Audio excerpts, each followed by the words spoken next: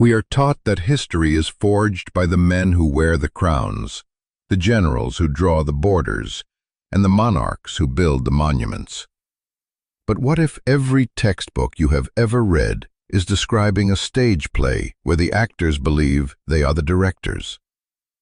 If you look closely at the bedrock of the ancient and medieval worlds, you will find a secondary, parallel mechanism of governance operating entirely in the shadows. Beneath the marble floors of established empires, highly compartmentalized, clandestine organizations exerted disproportionate, terrifying control over geopolitical events, the flow of wealth, and the preservation of forbidden knowledge. The historical monuments we photograph today, the brutal wars that shaped our maps, and the peace treaties signed in blood, are frequently nothing more than the terminal outputs of decisions made in total secrecy by non-state actors operating within deeply embedded initiatory networks. Today, we are opening the archives to deconstruct the shadow engines of antiquity, stripping away the religious mythology to expose the cold, political reality of how theology was actively operationalized as a tool for asymmetric warfare, intelligence gathering, and statecraft. By the end of this journey, you will realize that a perfect system of asymmetric control never truly dies, but simply changes its name, leaving us to wonder which of these ancient engines is still silently running today. But to understand the present, we must first travel back to the scorching sands of the Egyptian New Kingdom, where the illusion of absolute monarchy was perfected and where the gods themselves were held hostage by the men who spoke for them. Mainstream history records the Amun priesthood, centered at the sprawling complex of Karnak in Thebes, as merely the dominant religious institution of its time. Through generations of royal patronage, it is said they accumulated vast wealth, managing sprawling agricultural estates, fleets of merchant ships, and massive armies of laborers. Scholars generally brush this off as a natural consequence of a symbiotic relationship between the pharaohs and a religious bureaucracy, a simple case of institutional opportunism rather than a deliberate, slow-motion coup. But the administrative documentation tells a vastly different and far more sinister story, revealing that the Amun priesthood executed a methodical, centuries-long usurpation of the pharaonic state. Imagine the suffocating heat of the Nile Delta, the scent of burning frankincense masking the cold calculations of men in leopard skin robes. They were not simply priests. They were the architects of a parallel economy that quietly choked the life out of the monarchy. The Harris Papyrus, a staggering 133-foot administrative record from the reign of Ramses IV, reveals the terrifying scale of this invisible empire.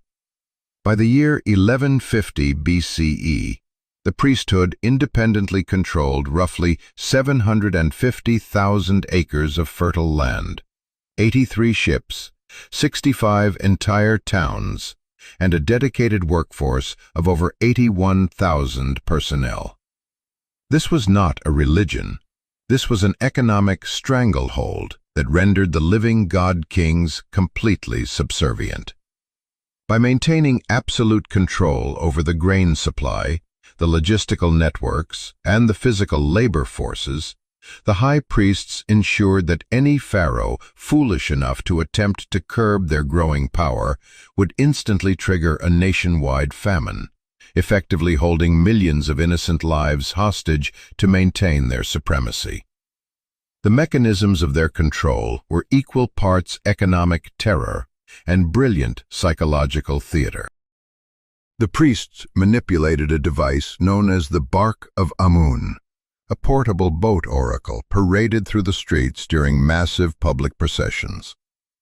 Through hidden mechanics and sleight of hand, the priests could make the heavy idol physically nod or tilt, interpreting these movements as the literal will of the cosmos to legitimize favored political candidates or veto royal decrees that threatened their monopoly.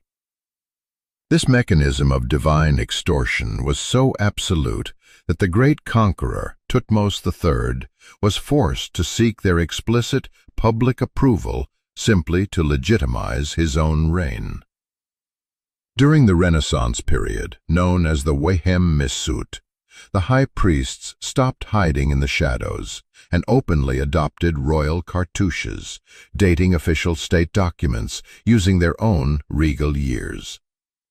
This slow, methodical strangulation culminated in 945 BCE, when they fully engineered the collapse of the native New Kingdom, effortlessly installing the Libyan general Shoshenq I onto the throne. The priesthood maintained this absolute authority through the monopolization of neurotheology and the mechanics of the afterlife itself. Through sacred texts, such as the books of the afterlife, and complex rituals like the opening of the mouth, the priests positioned themselves as the sole, unyielding gatekeepers of cosmic order and immortality. They understood that a man who fears eternal oblivion will surrender anything in the waking world, a psychological vulnerability they exploited to perfection. Even Alexander the Great, upon conquering Egypt in 331 BCE, was forced to undergo a private, unrecorded consultation with the oracle at Siwa. When the young conqueror emerged from the desert sands, he was permanently changed, styling himself a god-king and proving the priesthood's unmatched ability to seamlessly co-opt foreign invaders into their ancient, inescapable paradigm. But while the Egyptian priests utilized grain and golden idols to chain their kings, across the Mediterranean, another shadow engine was building an empire, using the architecture of the human mind itself. The Eleusinian mysteries are universally recognized by classical scholars as the most prestigious and culturally significant religious initiation rite of ancient Greece. Operating continuously from approximately 1500 BCE until their violent, forced closure by the Roman Emperor Theodosius I in 392 CE. These rites were centered on the agrarian myth of Demeter and Persephone. On the surface, the mysteries provided initiates with the beautiful promise of a blessed afterlife and a total release from the crippling fear of death. The priesthood was strictly hereditary, managed exclusively by the Eumolpidi and Cherokees clans, who maintained an unbroken, iron-fisted control over the sanctuary for a millennium. To the Orthodox historian safely reading in a dusty library, the mysteries were merely sophisticated religious theater that utilized emotional catharsis to produce a profound psychological impact on the participant. But the true, terrifying power of Eleusis lay not merely in its religious comfort, but in its exclusivity and its immense psychological leverage over the ruling class of the ancient world. The confirmed list of initiates reads like a veritable roll call of Mediterranean geopolitical power, including minds like Plato, Sophocles, Cicero, Hadrian, Marcus Aurelius, and Augustus Caesar. The absolute secrecy of the rites was strictly enforced by the state under penalty of agonizing death. The cost of betrayal was absolute. In 415 BCE, the powerful Athenian general Alcibiades was sentenced to death in absentia for allegedly daring to parody the sacred rites at a private dinner party. How did a single family maintain total psychological dominance over the most brilliant and powerful men of antiquity for over 1,000 years? Modern chemical and archaeological analysis suggests the chilling truth. The priesthood effectively operated a pharmaceutical state. Residues found in ritual vessels at related ancient sites alongside modern ethno-mycological studies, strongly indicate that the central sacrament, a beverage known as the kykeon, was actually a barley drink heavily laced with ergot. This fungal parasite contains lysergic acid amide, a highly psychoactive compound chemically adjacent to modern LSD. Picture the sensory overload. Political leaders, exhausted from fasting and terrified by days of psychological conditioning, led into the subterranean darkness of the telesterion. There, surrounded by chanting and flickering torches, their minds were violently torn open by a heavily engineered, consciousness-altering chemical experience, controlled entirely by the high priests. By controlling access to this profound, terrifying vision, the Eumolpidi shaped the philosophical and political paradigms of nearly every major leader in antiquity, carefully determining which geopolitical candidates received the sanctuary's symbolic yet politically vital blessing. Long before formal Gnostic philosophies emerged from the desert sands, Eleusis instituted the radical concept of hidden experiential knowledge as vastly superior to simple dogmatic belief. The Neoplatonic interpretations of these very mysteries emphasized the soul's tragic descent into the corrupt material world and its ultimate, desperate liberation through divine vision. This structural theology directly mirrored later dualistic philosophies that viewed our physical realm as nothing more than a temporary, suffocating prison. The elites of Greece and Rome were taught that true reality could only be accessed through an irreversible, chemically mediated initiation that bypassed the rational mind entirely, binding them forever to the shadowed masters of the sanctuary. And as these initiates marched out to conquer the known world, they carried the hidden agendas of the telesterion into the highest halls of power, proving that the deepest conquests are not of land, but of the mind. But the manipulation of politicians and philosophers was only one half of the equation. To truly control an empire, you must control its swords. While the Greek elite were drinking poisoned barley in the dark, an entirely different shadow engine was quietly infecting the greatest military machine the world had ever seen. Mithraism was a widespread Roman mystery religion, highly popular among the imperial Roman army from the 1st to the 4th century CE. The cult was strictly exclusive to men and utilized a complex, rigid, 7-grade system of initiation: Raven, Male Bride, Soldier, Lion, Persian, Sunrunner, and Father. The temples, known as Mithraea, were heavily compartmentalized, strictly subterranean or windowless stone spaces, designed to hold no more than 15 to 40 individuals at a time, surviving in vast numbers across the entire empire, from the cold, rain-swept stones of Hadrian's Wall in Britain to the blistering, endless Syrian desert. Far from being a simple, rowdy soldiers' fraternity, the cult of Mithras functioned as a deeply sinister parallel command structure embedded directly within the Roman military apparatus. Because the cult's initiation grades were entirely independent of official Roman military ranks, a terrifying dynamic emerged. A standard, low-ranking legionary holding a spear on the front lines could theoretically hold a higher esoteric rank, such as Father, than his own commanding general. This created a lateral, invisible network of absolute, blood-sworn loyalty that instantly superseded official chains of command dictated by Rome.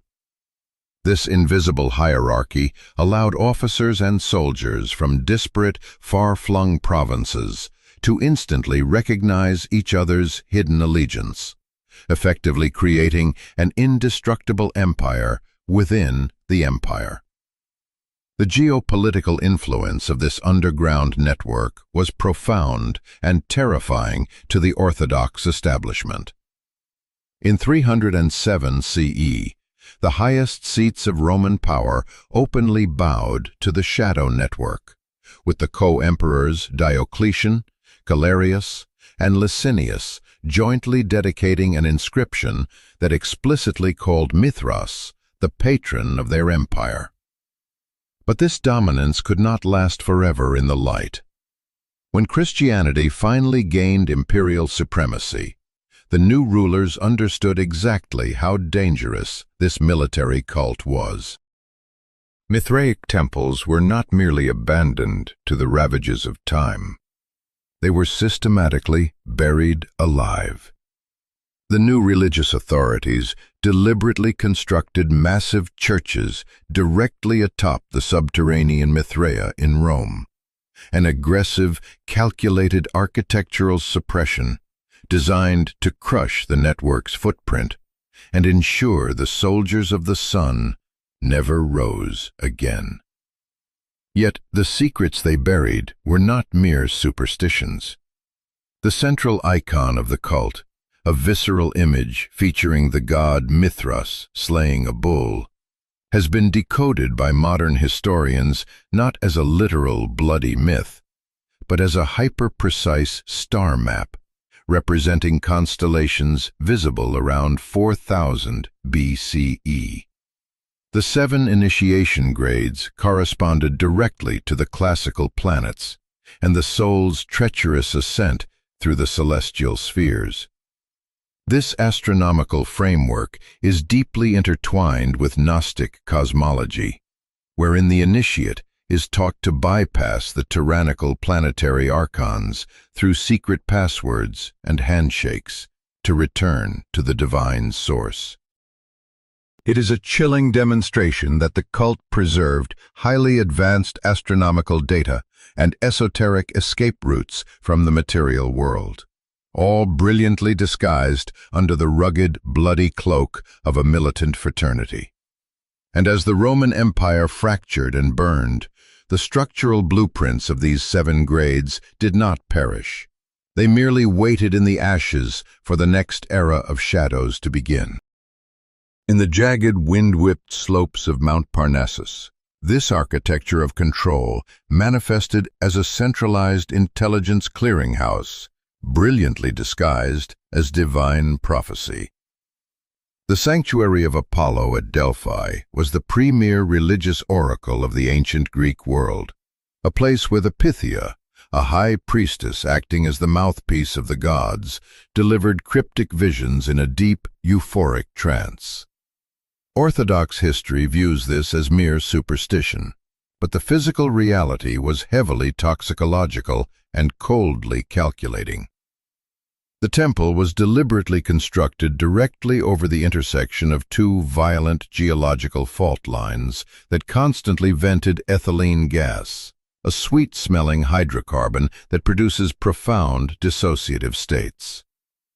The priestess's chemically induced delirium provided the perfect, terrifying religious theater to mask the hyper-rational, data-driven geopolitical calculations of the interpreting priests hiding in the shadows. By strictly mandating that every major Mediterranean power, from the brutal Spartans to the wealthy Lydians, consult the oracle and offer granular operational details before engaging in war or colonial expansion, the Delphic priesthood constructed an unparalleled, continuously updated repository of classified state secrets. They tracked lines of data regarding tribute, troop movements, and supply logistics flowing into their central node, processing this massive intelligence to output strategic directives that manipulated the survival of entire empires without ever needing to raise a standing army. While the priests of Delphi controlled the bloody flow of armies across the map, another clandestine group sought to control the fundamental code of reality itself. In the coastal colonial city of Croton, around 530 BCE, a man named Pythagoras founded a brotherhood that modern textbooks benignly remember as a group of eccentric early mathematicians and harmless philosophers. The terrifying historical reality is that the Pythagorean Brotherhood was a highly secretive, politically aggressive, and homicidal cult that effectively seized control of the civic, legal, and administrative functions of multiple Greek city-states for decades. The society operated on a draconian, unbreakable two-tier initiation system. The outer circle, known as the akousmatikoi, were stripped of their identities and subjected to a crushing 5-year vow of absolute, unbroken silence. They were handed strict behavioral rules and forced into total submission without ever receiving a single underlying explanation for their suffering. Only the elite inner circle received the true cosmological and mathematical teachings, hoarding them as highly classified state secrets. To the Pythagoreans, mathematics was not just a tool. It was the literal, divine language of the cosmos, the sacred geometry utilized by the Creator to construct the material universe. This obsession with absolute numerical perfection was enforced with lethal severity. When a brilliant mathematician named Hippasus, sailing on the dark, rolling waves of the Mediterranean, discovered the existence of irrational numbers, like the square root of 2, he inadvertently proved that the Brotherhood's foundational worldview was completely flawed and mathematically imperfect. The inner circle did not debate him or exile him. They surrounded him on the open sea, bound him, and violently drowned him in the cold, black water, executing a calculated assassination simply to prevent the public from realizing their godlike authority was built upon an error. This desperate, forced quarantine of dangerous knowledge was not isolated to the Mediterranean coast. Thousands of miles away, following the apocalyptic, earth-shattering slaughter at the Kalinga War around 270 BCE, the Mauryan emperor Ashoka stood amidst a nightmare landscape of rotting corpses and blood-soaked mud. In that moment of profound trauma, he experienced a deeply Gnostic realization. Raw, unrestricted scientific knowledge, uncoupled from a corresponding elevation in human spiritual evolution, leads inevitably to total planetary annihilation. He did not build a monument to his victory. Instead, he built a massive, impenetrable vault of suppression. He founded an ultra-secret society known as the 9 Unknown Men, initiating an immense, highly compartmentalized espionage network detailed in ancient manuals of statecraft that utilized psychological manipulation and the systematic poisoning of enemy food supplies. The 9 books guarded by this cabal contained secrets that could unmake the world. They actively suppressed the Marma Shastra, the physiological knowledge of reversing nerve impulses to deliver a touch of death. They hid advanced microbiology capable of terrifying pathogen control, predictive sociological modeling for the inevitable collapse of rival societies, and the terrifying physics of gravitational manipulation and aerospace craft. The 9 Unknown Men functioned as a shadow mechanism enforcing a global, permanent quarantine on lethal human technology. Recognizing that giving advanced science to primitive, warring tribes was like handing burning matches to a world composed entirely of dry kindling. This deep, structural understanding that visible, crowned power is inherently fragile and easily overthrown led to the creation of indestructible continuity of governance systems, a concept perfectly realized in West Africa by the Ogboni society. Existing since pre-colonial times among the Yoruba people, the Ogboni were publicly respected as a council of elders, offering civic checks and balances. But in practice, they possessed absolute, terrifying judicial supremacy over the state. The king, or Oba, was paraded before the masses as a living god, draped in beaded crowns and terrifying majesty, his word treated as final law. Yet the Ogboni elders, meeting in total secrecy, swore their binding, blood-soaked oaths not to the temporal monarch, but to the earth itself, strategically placing their allegiance to a primordial, unstoppable cosmic force above any political authority. The brilliance of the society was its total, cancerous integration into the state apparatus. It included the king's own administrators, his top military commanders, and even the Queen Mother. If an Oba grew corrupt or defied the hidden architecture of the kingdom, the Ogboni did not need to raise a noisy, bloody rebellion or risk a messy civil war. Picture the chilling, quiet terror in the dead of night when an emissary of the Ogboni, utilizing rust-resistant bronze staffs as diplomatic passports that could not be intercepted by rivals, approached the divine king. Without a single word, the emissary would present the monarch with a simple, unadorned calabash. It was a silent, unappealable demand from the earth itself for his immediate suicide. The king, staring into the empty bowl, and knowing that his entire administrative and military infrastructure answered to the Ogboni before they answered to him, had absolutely no choice but to end his own life, proving that the true masters are those who hold the invisible leashes of the state.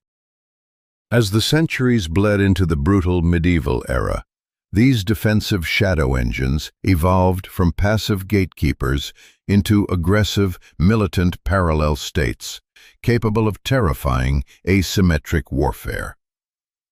In the sun-blasted, unforgiving deserts of eastern Arabia in 899 CE, a radical Shia militant sect known as the Qarmatians established a highly organized utopian republic that terrified the massive, wealthy Abbasid Caliphate. Driven by an extreme apocalyptic millenarianism, they believed the cosmic cycles of history were culminating, leading them to violently reject all outward religious laws in favor of a dark, esoteric truth. In the year 930, they did not just raid the holy city of Mecca. They executed a devastating act of institutional extortion and psychological warfare that shook the Islamic world to its core. Imagine the absolute horror of the thousands of Hajj pilgrims as the Qarmatian cavalry suddenly tore through the sacred streets, their swords flashing in the desert sun as they slaughtered the faithful, deliberately dumping mutilated bodies into the sacred Zamzam well to permanently poison the spiritual heart of the empire. But their most audacious, terrifying act was physically tearing the black stone from the Kaaba. For 22 agonizing years, a tiny sect of a few thousand desert militants held the most sacred object in Islam hostage, making an empire of millions feel entirely helpless and exposing the fragility of divine protection. When the stone was finally ransomed back to Mecca, it was a horrifying sight. It was not whole, but had been violently shattered into 7 distinct pieces, held together only by a thick silver casing. Esoteric traditions whisper that the Qarmatian leadership systematically subjected the extraterrestrial relic to extreme, heretical tests of fire and water, desperately trying to extract its hidden cosmic properties. Compounding this terrifying mystery Recent archaeological excavations at their former desert stronghold have uncovered massive, buried megastructures overlaying ancient prehistoric Neolithic sites, strongly suggesting the Qarmatians deliberately rooted their republic atop much older, forgotten power centers to harness an ancient leverage that predated the major faiths entirely. The Qarmatians utilized a complex 7-grade initiation system to control their militant population, a psychological blueprint that was soon perfected by the most sophisticated and terrifying intelligence agency of the medieval world, the Order of Assassins. Founded by the strategic genius Hassan-i-Sabbah, this network was based high in a series of freezing, seemingly impregnable mountain fortresses across Persia and Syria, the most famous being the Eagle's Nest of Alamut. Surrounded on all sides by the numerically vastly superior, heavily armored armies of the Sunni Seljuks and the European Crusaders, Sabbah understood that while physical armies can be crushed on the battlefield, compartmentalized, fanatic ideas are virtually indestructible. He weaponized human psychology, creating deep-cover sleeper cells composed of highly conditioned operatives known as fidai. These invisible soldiers adopted false identities, seamlessly infiltrating the lavish households of enemy viziers, sultans, and crusader kings. They would patiently work as trusted servants, quiet scholars, or devout monks for months or even years, blending perfectly into the background tapestry of their enemies' lives before striking with lethal precision. Imagine the suffocating psychological deterrence this created across the known world. The legendary conqueror Saladin, a man who commanded armies that literally shook the earth, was forced to sign a humiliating non-aggression pact simply because he woke up one cold, silent morning in his heavily guarded, impenetrable command tent to find a poisoned assassin's dagger planted deeply in the dirt right beside his sleeping head. The Nizari inner doctrine was deeply esoteric, built on a hierarchy where the inner core believed that all outward laws were merely symbolic illusions. This chilling theological flexibility allowed their agents to blend into any culture without violating their core spiritual oaths, turning them into the perfect, invisible blades of a shadow state that manipulated geopolitical outcomes on a massive scale. While the assassins utilized poisoned daggers in the east, an entirely different kind of insurgency was taking root in the lush green valleys of southern France, one that threatened to completely unmake the foundational legitimacy of the Catholic Church. The Cathars were not a disorganized grassroots spiritual revival. They operated a highly disciplined, deeply subversive parallel institutional network. Their inner circle, known as the Perfecti, underwent a rigorous, terrifying initiation called the Consolamentum. They lived under extreme, punishing asceticism, refusing to own absolutely any physical property, refusing to consume the flesh of animals, and viewing the entire material world as an inherently corrupt biological prison, designed solely to harvest divine energy.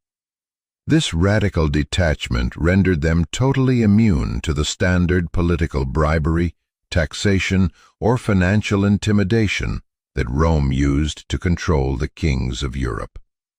Their theology was profoundly subversive and terrifying to the Orthodox mind. They openly asserted that the God of the Old Testament was actually a malevolent demiurge, a cosmic warden trapping pure angelic spirits in rotting physical bodies. By totally rejecting the physical resurrection and bypassing the Catholic priesthood entirely, the Cathars attempted to permanently sever the soul's reincarnation cycle within the material matrix. They fiercely guarded suppressed, forbidden texts like the Interrogatio Johannis, the Book of the Secret Supper, which explicitly detailed Satan's direct creation of the physical world. And deep within their archives were whispered rumors of something even more dangerous: the Book of Love, a manuscript allegedly penned by Mary Magdalene herself, containing teachings so radically subversive to the patriarchal authoritarian order that Rome decided the entire region had to be sterilized with fire. When the Orthodox empires of the world finally realized the true existential threat posed by these invisible networks, the retaliation was not political, it was apocalyptic. This was the era of the Great Information Purge, a desperate, violent attempt by the visible kings and popes to brutally reclaim their stolen authority by targeting not just the people, but the restricted data itself. Home Innocent III launched the Albigensian Crusade, a nightmare of blood and ash, marking the first crusade ever called against a Christian population within Europe. Picture the horrific culmination at the Siege of Montségur in 1244 CE. The fortress, perched on a dizzying, jagged, rocky crag, was finally broken after months of starvation. Over 200 Cathar perfecti calmly walked down the mountain and hurled themselves into a massive, roaring bonfire, rather than submit to the tortures of the Inquisition. But the night before that mass immolation, under the freezing cover of darkness and heavy snow, 4 high-ranking Cathars slipped over the sheer cliff face on ropes. They carried with them the highly guarded documents, the very intellectual virus the Church was desperately trying to incinerate. Almost simultaneously in the east, the terrifying Mongol horde of Hulagu Khan arrived at the gates of the supposedly impenetrable assassin fortress of Alamut. The walls fell, and the greatest repository of scientific, astronomical, and esoteric intelligence in the medieval world was put to the torch. Millions of pages of restricted knowledge curling into black ash that drifted over the Persian mountains. Yet a massive, chilling historical anomaly remains. Nasir al-Din al-Tusi, a brilliant polymath who had lived deep inside the assassin stronghold for over 2 decades, utilizing their unmatched libraries, miraculously defected just as the Mongols breached the walls. He seamlessly transitioned into becoming the chief astronomical advisor for the Mongol Empire. Did he simply betray his masters out of cowardice?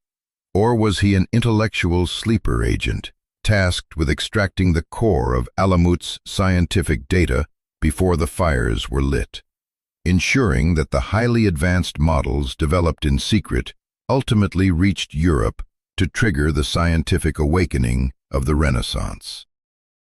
The physical castles were reduced to smoking rubble. The subterranean Mithraic temples were systematically buried under tons of heavy stone, and the great esoteric libraries burned until the skies turned black. The Orthodox kings wiped the blood from their swords and declared total victory, foolishly believing they had finally eradicated the shadow engines of antiquity. But they fundamentally misunderstood the terrifying nature of their enemy. The physical organizations did not survive, but the operational blueprints were indestructible. The brilliant information security protocol, the 7-grade compartmentalized initiation structure pioneered by Mithras, refined by the Qarmatians, and perfected by the assassins, did not die in the ashes of Alamut. It simply went deep underground, bleeding seamlessly into the architectural DNA of the modern world.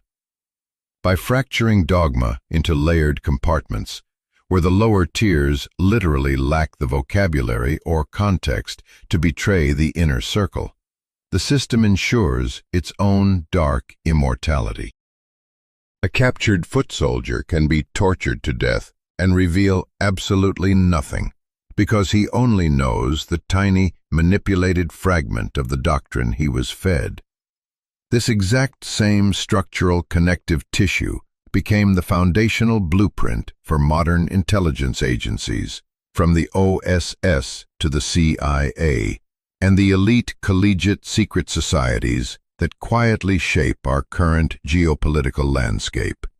The grand monuments crumble to dust, the names of the gods change, and the visible empires fall. But a perfect system of asymmetric control never truly dies. It simply sheds its old skin, adapts to the technology of a new era, and waits in the shadows for the next act of the play to begin. We are conditioned from birth to worship the light, to celebrate the highly visible heroes, the sweeping democratic laws, and the grand, sunlit institutions that supposedly govern our modern world. But history reveals a chilling, deeply subversive irony. The very structures that saved human civilization from tearing itself apart in the Dark Ages, the advanced mathematics, the intricate checks and balances of power, and the complex astronomical data that guided us across the oceans, were entirely forged in the dark, bloody guts of clandestine cabals and homicidal cults. The ancient monsters we were taught to fear in our history books were actually the ones holding the fragile pillars of the world steady, while the divine kings were busy trying to burn it all down to feed their own bottomless vanity. This ancient dynamic is not dead. It is currently running in the invisible background of your own life right now. Every single day, you navigate massive, opaque algorithms, faceless corporate structures, and labyrinthine digital bureaucracies that quietly dictate your finances, hijack your attention span, and perfectly manipulate your emotional state. You are operating entirely within a massive, compartmentalized system where you are handed the behavioral rules but deliberately denied the underlying explanations, making you nothing more than a modern-day initiate in a global cult you didn't even realize you joined. So you are left with a terrifying, inescapable choice. Do you choose the warm, comfortable safety of the visible lie, blindly trusting the smiling faces of the modern kings who promise to protect you? Or do you choose the cold, dangerous, isolating truth, digging your hands into the shadows to understand the actual ruthless mechanisms controlling your reality, knowing that once you finally see the strings, you can never go back to enjoying the puppet show? The next era of shadows is already building its architecture right in front of us, disguised as progress. If you want to know how to spot the new assassins, identify the modern oracles, and unmask the digital 9 unknown men before they lock the doors of the new world forever, make sure you subscribe and stay right here. Because the real history lesson is just beginning.